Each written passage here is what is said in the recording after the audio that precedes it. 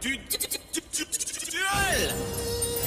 Ensemble, on est Yu-Gi-Oh! GX, nouvelle génération. The sun will rise and fire in the sky.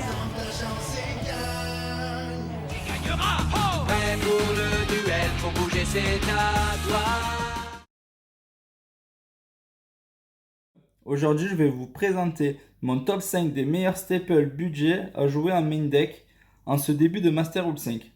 Donc on commence avec le top 5, c'est Cyclone Cosmique, donc une magie jeu rapide, tu payes 1000 life points, puis tu cibles une magie piège sur le terrain, tu le bannis. C'est très sympa pour te débarrasser des terrains adverses tels que Mine Mystique ou Mon Zombie, ou autres cartes magie piège problématiques telles que Il ne peut y en avoir qu'un, ou Ordre Impérial, ou Limiteur d'invocation. C'est quand même une carte très très sympa à jouer. Magie jeu rapide, très fort. Donc ensuite, en top 4, on va commencer avec le Appelé par la tombe. C'est une magie jeu rapide. Ciblez un monstre dans le cimetière adverse, bannissez-le. Et il a ses effets sur le terrain ou activés qui sont annulés jusqu'à la fin du prochain tour. Attention, même vos effets du même monstre sont annulés jusqu'à la fin du prochain tour.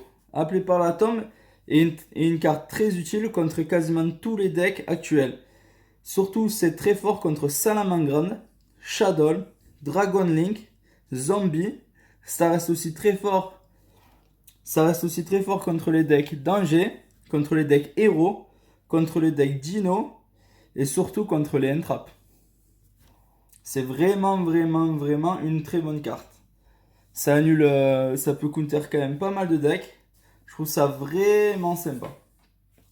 Donc ensuite, en top 3, je vous présente Super Polymérisation. Donc ça reste une magie jeu rapide. Défaussez une carte, invoquée par fusion depuis votre extra deck en utilisant des monstres sur le terrain, donc surtout les monstres adverses. Et le truc qui est vraiment fort, c'est que aucun joueur ne peut activer ni de carte ni d'effet en réponse à l'activation à cette carte. C'est vraiment fort.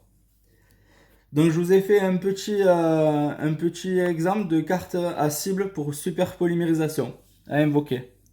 Donc on a d'abord Dragon Venom Fusion Affamée.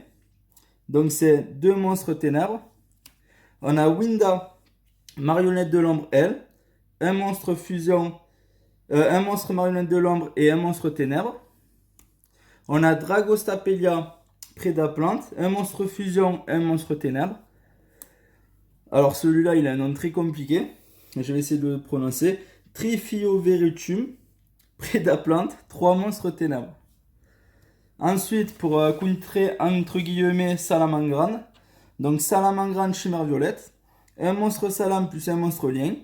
Et ensuite, pour pareil, des decks Cybers. C'est la Chimère Diplexer. 2 monstres Cybers. Voilà. Donc c'est un exemple de cible à super polymérisation. Il y en a encore plein. Mais voilà, je vous ai fait un petit exemple. Voilà. Donc ensuite, en top 2, je vous présente Peau des désirs. Donc pour moi, Peau des désirs, ça reste quand même la meilleure carte du format. Elle est simple. On bannit 10 cartes face verso depuis le deck.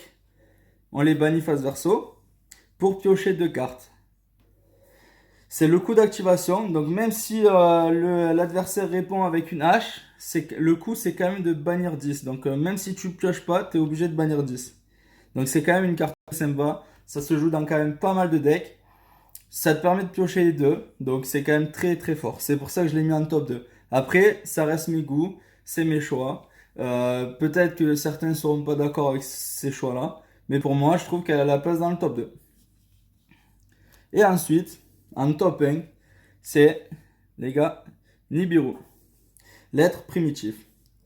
Donc je l'ai mis en top 1 car vu la Master Rule 5, il y a beaucoup de decks à combo qui spamment les invocations spéciales. Vous lui lâchez un petit Nibiru, ça va le calmer. En plus, bien joué, ça peut te voler la game. C'est trop fort. Bien joué, c'est... Donc durant la main phase, si votre adversaire invoque normalement ou spécialement minimum 5 monstres effet rapide, vous pouvez sacrifier autant de monstres face recto sur le terrain que possible.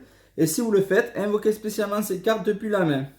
Puis invoquez spécialement un jeton être primitif sur le terrain adverse. L'attaque et la défense du jeton est égale à la somme des attaques et défenses d'origine de chaque monstre sacrifié. Donc c'est très fort. On n'est pas obligé de l'invoquer directement après la 5e invocation du joueur adverse. Mais c'est à voir, faut vraiment l'utiliser au bon moment. Genre après si on l'utilise que l'adversaire il a quand même 5 monstres, on peut créer un token adverse à quand même 5000 de défense minimum. Faut éviter quoi, faut être malin, l'invoquer au bon moment. Voilà. Après ça reste un token sans effet, ciblable, affectable par les effets. Franchement c'est facile à tomber quand même. Bien joué, c'est facile à tomber. Voilà, donc on spawn un monstre à 3000, on lui invoque le token chez lui de préférence en position de défense, parce qu'après pour le taper derrière c'est quand même sympa. Et puis voilà, donc j'espère que cette vidéo vous aura plu. C'était Marsouin, prenez soin de vous, ciao.